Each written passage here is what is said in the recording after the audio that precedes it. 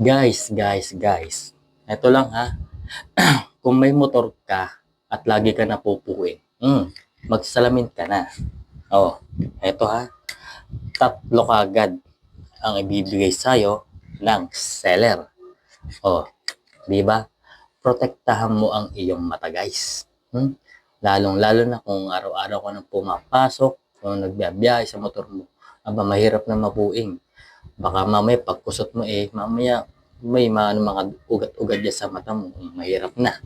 Baka mamaya yan pa maging sanhi ng iyong pagkabulag. Abay, wag naman. Kaya, ingatan mo yan, guys. Ha? Kasi yan ang araw-araw nating mata sa buhay. O, di ba? Kasi mayroon naman, guys, talaga Pag napuing ka, kukurap-kurap ka. Tapos hindi ka na mapakali. Hindi mo na alam ang gagawin mo. Lalo na pag nasa trabaho ka. Di ba? Anong gagawin mo? Protektahan mo ang iyong mata.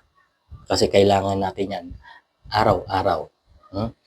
Kung naghahanap ka, guys, ha? Ito, napakamura lang nito, ha? Tatlo kagad, guys. 100 plus lang. Kaya, wag mo nang i-ano yung ano mo.